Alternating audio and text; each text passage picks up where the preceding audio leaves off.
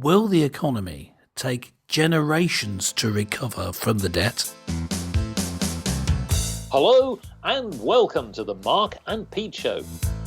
The economy is on its knees, and in fact, the US state of jobless figures is at an unprecedented level. It's believed that analysts are saying that it's actually going to exceed the current levels of 20% of the workforce who are currently out of work. But it doesn't just exist in the United States. The Bank of England has warned that the UK economy is heading towards its sharpest record.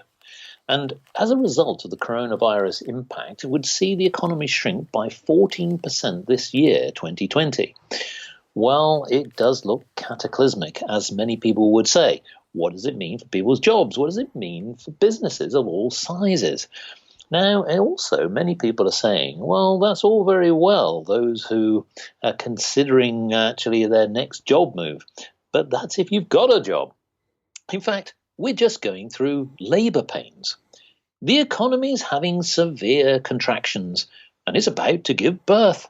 The belly of business has distractions, and debts make a big girth. Mother of misfortune sees overreactions from those who pay the earth, a generation seeking benefactions, which now have little worth. Clergyman Pete, have we just given birth to a generation that are now saddled with the massive debt and will never be paid again? There's two parts of that. Yeah, it does look like we're going to be saddled with an amazingly huge, gargantuan debt, which seems to be going up, or at least I assume it's going to go up because the government is introducing more projects to spend lots of money on, with the recent announcement of £2 billion to be spent on cycle roads and hiking areas.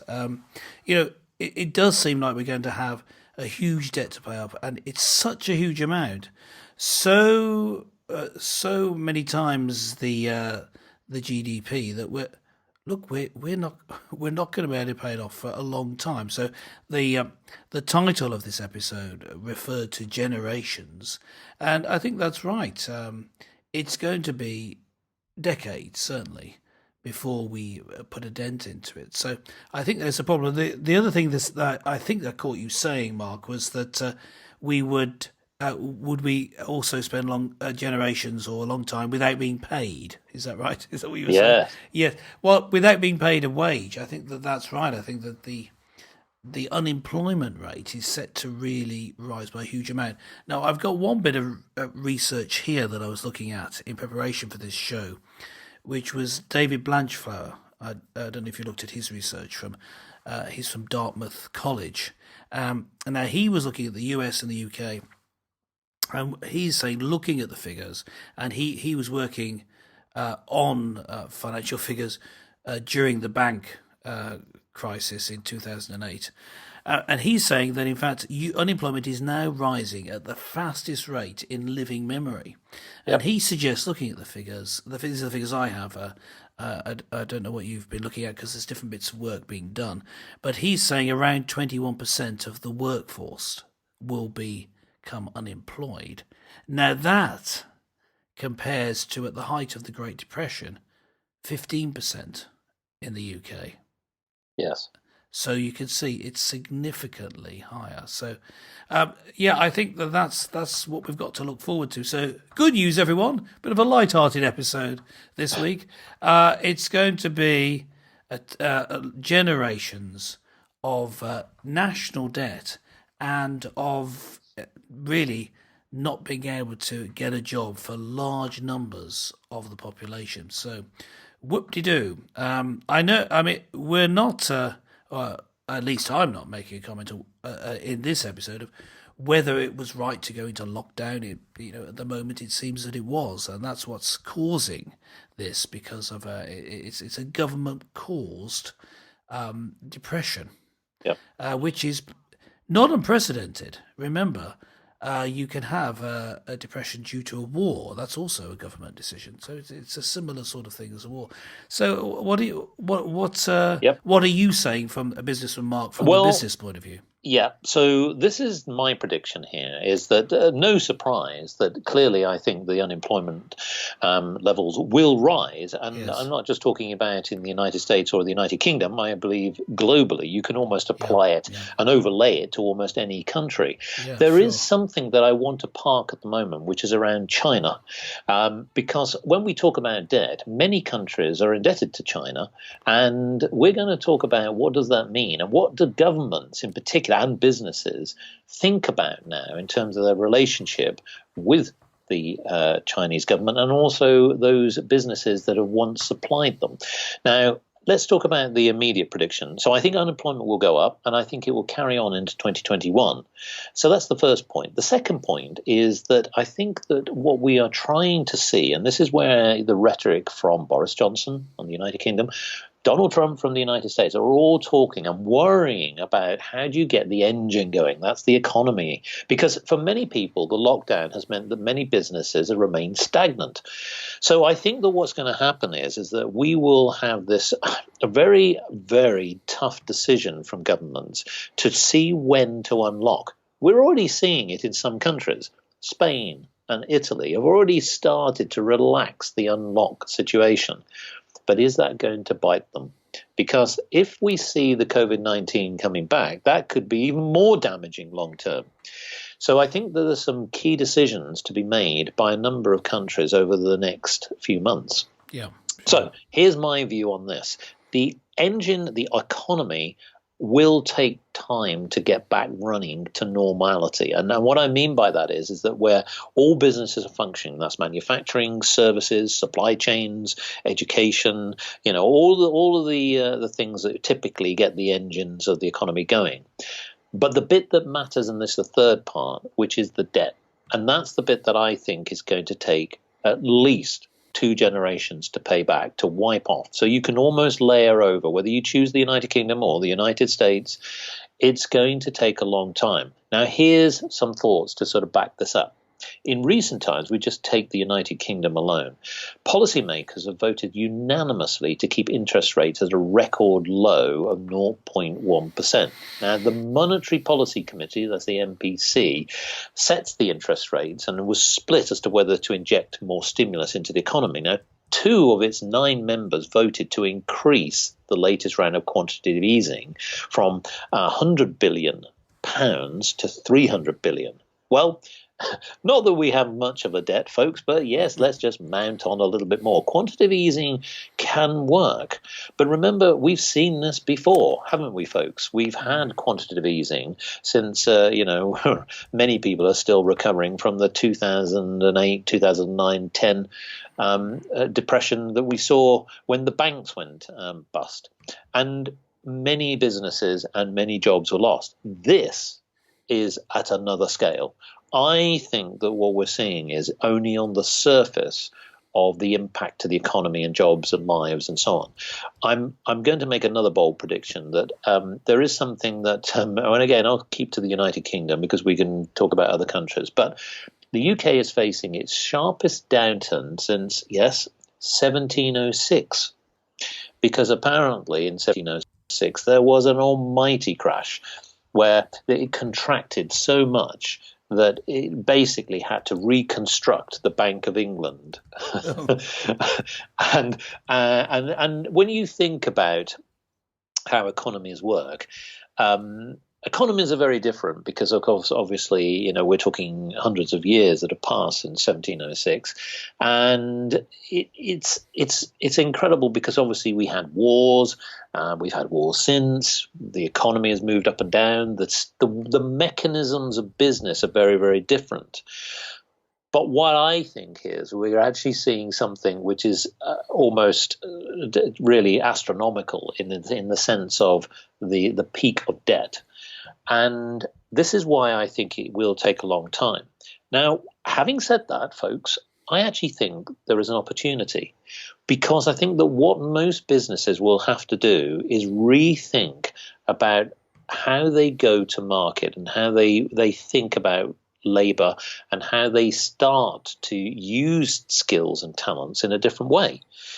Now, many analysts have said, and I'm going to give a quote here. I won't name some of the analysts, but I can tell you from my own personal contact with them that say that around 48 to nearly 50% of businesses will actually relook at how people go back to work, and most of them will work from home. What that means is that those rather expensive overheads that they once had by having fixed locations, etc., will certainly disappear. So their business models are starting to change. And it also means that people will start to think about the type of talents that they use, where they actually start to draw upon skills. Now, on the one hand, you know, folks, and you've heard us say about localism and long-termism, and we still hold to that mantra. Absolutely. Yeah. Localism will still be the case. So on the one hand, think of my discussion about how globalism has certainly impacted the economy because we've been so reliant upon it in many, many years. But and here's the slight dilemma, that I do believe that what a lot of businesses will do will rebuild, and they will certainly build back out from a localism basis. And that's where I think that it would make sense, not just because of COVID-19, because of people traveling, but I think they will be forced into that measure through 2020 and 2021. But it's about the talent resource. And this is where I think there is going to be a new dynamic. I think a lot of people will start to employ people from anywhere. Yes. Meaning that they may be local businesses, but imagine that, let's say, for example, you're a firm of accountants, or if you're a marketing company, or if you are in sales of some sort, you may actually be able to draw upon talent from anywhere. Because at the end of the day, if you've got solid security, good technology, you are able to work from home, set up in a different way, it could mean that people start to apply their skills in a different way. And I think that's where the basis of economy will start. That's one thing. When we look at then the manufacturing side, because everyone's going to say, hold on, you can't run an industrial plant from your home, unless, of course, you've got some ideas, please let us know. But the fact is that what will happen is that I think that those type of businesses will naturally draw upon their normal talents. But what I do think that will change is the supply chain. Yeah. I think that we will see, and here's another bold prediction, the relationship with China will be very different. Yeah.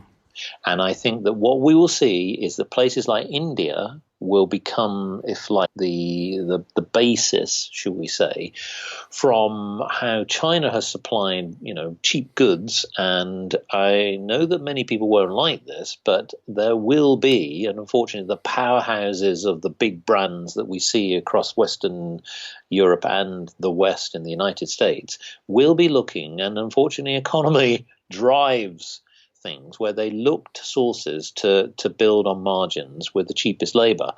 And so I don't think they'll turn to China. I think they'll turn to other parts of the world. Yeah.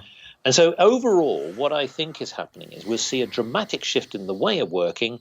I think that people will be able to get jobs, albeit that it'll take a bit of time to transfer their skills. And remember, it may be that actually those traditional ways of working, where you perhaps have only worked, if you're in Germany, you only work for a German company. If you're in the UK, you work for a UK company, or and so on, or America, an American company. You could be working for anyone. And I think that's actually a good thing in some ways, because you can draw upon skills that you've never been able to tap into. But I do believe that people need to get back to localism, as in build it out from a local basis and think about the supply chain, because we've been so heavily reliant on China, and look what's happened. Yes. Now, let me just take the show in a slightly different direction. I want to answer the same question about will it take generations to recover from the debt, but just twist it round to a positive angle. From a social point of view, I'm we say in the intro, well, you say in the intro, Mark, that you're the businessman and I'm the clergyman. I'm going to look a bit more from a spiritual angle, just for a moment. And that is looking back to other great crises, like, for example, the Second World War. After the Second World War, which is perhaps the biggest crisis for a long, long time, including a big economic downturn, but, there were other factors as well. bombs raining down on most of southern England, that sort of thing. It took a long time to get over that, but Yes. in perhaps the first 20 years or so after it, what we saw was a people reassessing what was important. There was a Christian revival, the churches were full, but also people were building up. It turns out they made mistakes in the way that they did it, but that's when the NHS was built up. That's when we tried to supply good quality housing for even the poorest in society. This sort of thing was happening then. And it wasn't until sometime later, late 60s, people started to turn to hedonism and drugs in the sort of fashionable spots. And then it takes, another 10 years or so before that spreads and the society starts to fall apart. And what I'm saying is this, it might take a couple of generations to get back to being how venal and terrible we were before the catastrophe hit and we started caring for each other. I think we might have a generation or so of us actually being good citizens, caring for each other that little bit more. I'm exaggerating, of course. There are lots of good and caring people, other than ourselves, who are, of course, entirely horrible. But there are some good people in society. But just generally speaking, there's been a recognition, widely commented upon, that going through the trauma of being locked away in home, of seeing loved ones dying, people have sort of reassessed what they were doing in life and say what's important. Well, let's hold on to that. Is it going to be just a generation and then we're back to the hedonism of the late 60s and early 70s and stupid flared trousers? Well, I just thought I'd throw that in. But are we going to instead hold on to it? Let's try and hold on to it for longer, so that in a few generations' time, we still remember how to care for each other, how important the family is, and this sort of thing. I think, though, if we just goes the same flow as we've seen before, within a couple of generations, we'll be just as bad as we were. There you are. Well, it's a good news show. I told you, good news this time. Well, it's interesting you bring that up because we're called bad habits. Yes. Traditional bad habits. And I agree with you that my worry for this is that on the one hand, we all want COVID-19 to just disappear. Yep. Nobody's got any dispute over that. But the one thing that it is doing, as you quite rightly say, is it's getting everybody to think about what didn't work. Now, on a business level, it's about, well, what didn't work in my business? Where was I, being able to perhaps streamline my business in a way that was a little bit inefficient and many other things like that. But on a social side, you're absolutely right.